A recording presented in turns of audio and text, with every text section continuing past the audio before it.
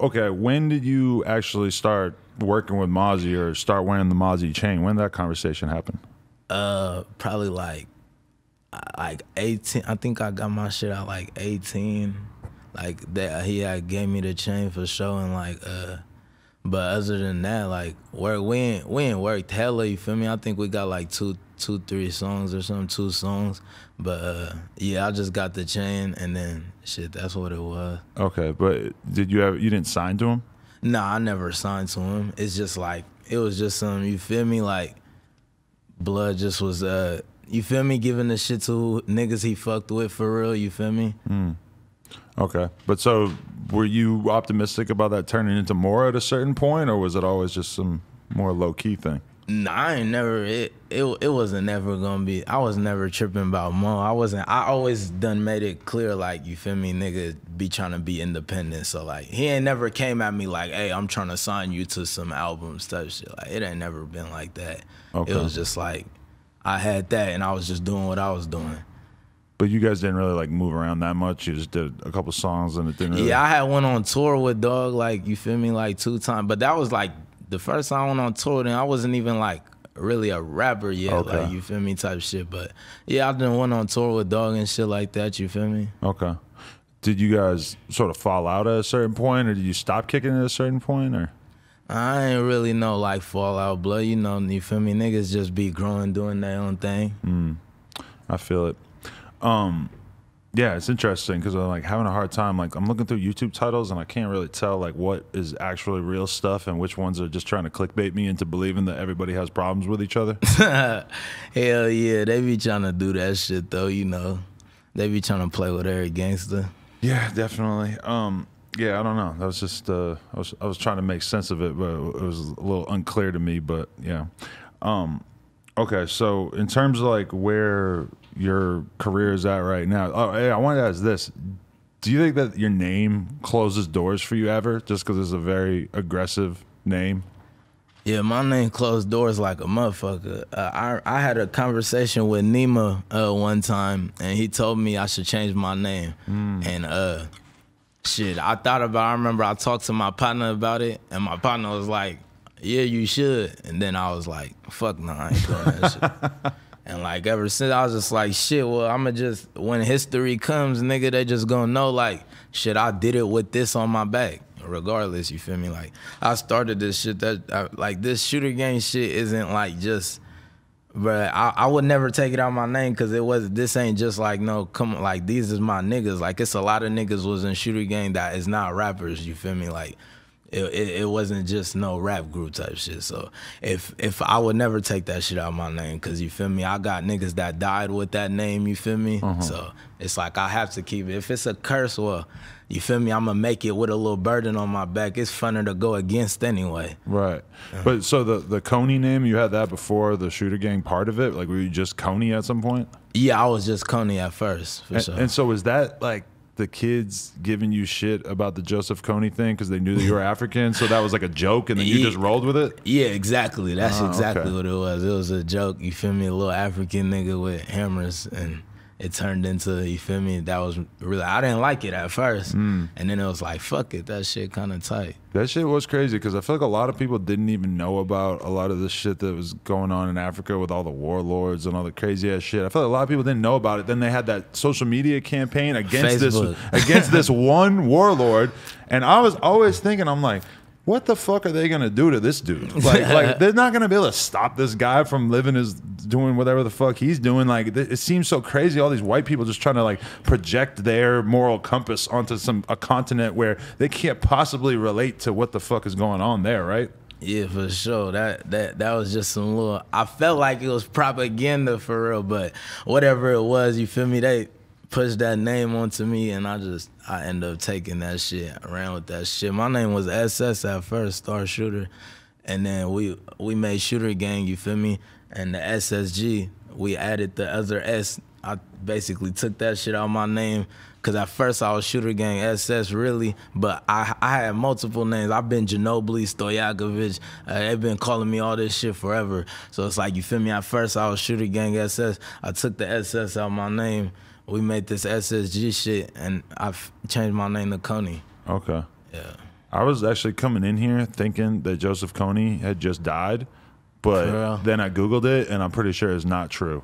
Oh, I thought that nigga been dead. I didn't even know. No, because I read a meme. I saw a meme that said he died of the coronavirus. I'm like, damn, he ended up dying from that. But then I Googled it today, and I'm pretty sure it's not true. So yeah, that shit clickbait. He be trying to get more views than me, but I be fucking with that nigga. He trying to get more views? He be trying, but I be fucking with that nigga. Damn. For sure. So if you type Kony into fucking YouTube right now, who's winning? When I used to type Kony, he for sure was popping up first. Yeah. But right now, I'm popping up there, homies. Wow, that's actually pretty tight. That's like a real battle right there. Yeah, for sure. I'm fucking with dog. There's some like bacteria called Adam 22, so I'm up against that. What, Kony? No, there's like a bacteria called like Adam 22. Oh, and that's crazy. When I like search my name or whatever, I gotta like compete with the Wikipedia page about like this fucking tiny little microscopic germ or some shit. I don't know. I never really even looked into COVID it like that. type shit. Yeah, I don't know. Yeah, I don't know. So, how was COVID for you though? Like, did COVID? I know there's like a bunch of references to it on your most recent project and shit. Like, it was at the front of your mind. Boy, I was on tour when COVID came. So, nigga, we had our last show in Atlanta, and nigga, that shit was over. We had to drive back from Atlanta. I stopped in Vegas because Vegas wasn't shut down yet. Was gambling like a motherfucker, went back home, thought that shit was gonna be fake. And that shit been around forever now. Really? Yeah. Damn. What, did you ever let it slow you down too much, or you keep moving around? Nah, that ain't so much. That ain't really what slowed me down. You feel me? It fake way did, but like, you feel me? It ain't like really stopped the work ethic. It just kind of stopped like, damn, I have these songs that I don't want slept on, so I want to perform them. So now that I can't perform them, that's what's like slowing me down, you feel me? Because I'm feeling like certain shit is getting looked over because I'm dropping while we in the house, you feel me? But that's all. Yeah, it's weird because in a lot of ways I feel like nothing changed for me because I kept coming here and kept doing interviews and shit. But then at the same time, like, I've barely like been to some public shit over the course of the past year and a half. Like, I've barely like been to some video shoots. There ain't been that many video shoots. There ain't been parties, etc. Now I'm so used to not leaving the house that it's kind of hard for me to even imagine what's gonna be like getting really social again. You know? I mean, shit, niggas is outside though. Oh yeah. When COVID hit, niggas went to Texas, and niggas then when Vegas opened up, niggas went to Vegas. So. You feel me? I ain't really been feeling like it was COVID. It's COVID. You feel me? I was, like I said, I be gambling like a motherfucker. So I was in Vegas going crazy. What's the most you ever lost in the night gambling? Man, I ain't going. It wasn't really a night, but I remember when I went out there, I was on a back-to-back streak, and they got me for like 20,000, bruh. Wow. And like on a like wake up, go get hit for this, then go get some more money. Got hit the next day, then try to hit before my flight, and they got me together. And then that was like, all right, boy, I'm finna slow down for a minute, and then. But I was going crazy. It was a minute where I was just having nigga stacks of dough on me. I don't be touching my bank account, and I was just having stacks of dough on me, all from dice in the streets and gambling. You feel me? It was just gambling money every day. I never used no other type of money for like a couple months. So really, the 20 they got me for was like shit that I was hitting them for. You feel me? Right. Yeah, but when you're playing dice on the street, you feel like there's a lot more ways for you to sort of make things go your way rather than a casino where it's all by the books. Nah, I mean, you throwing the dice at a weird angle and shit. I don't know what in the doing. Streets. I could punk a nigga to keep shooting if he get my money. Yeah. You feel me? But at the tables, I could bet a hard 6. You feel me? I could bet the 12. I feel a horn coming. You feel me? I could bet a straight 8. You feel me? Like I could. It's hella bets, so I be feeling like I could fuck with it. But I've been on Baccarat lately. I don't really. I kind of shook the dice because you gotta be like drunk to shoot dice. Like if you sober, like you be getting smacked, bro. Cause like you ain't vibing. And when the table quiet, you get hit. Like every time, that shit irritating as fuck. I could tell you got the degenerate gambler soul in you right there. Like yeah, I could just hear it in your voice that you like it a little too much. I do. And then a nigga might come from the back, and then they'll send the nigga from the back to buzz us. A nigga might say some weird shit. Nigga might have to knock this nigga out because this nigga done walked up and was like, oh, I wouldn't bet that. And a nigga like that, it'd be like, boy, we'll beat your motherfucking ass. Like, you knocked the dude out in a casino? Nah, we ain't knocked the nigga out in the casino. I ain't gonna say all that. But it's been a lot of times where a nigga done been in the casino and it been like, damn, like, why would you do that to yourself? Like, me and my niggas let us say, like, he did it to himself. That's one of my favorite phrases. Cause it's like, a nigga will really come and then we'll be like, man, they sent him.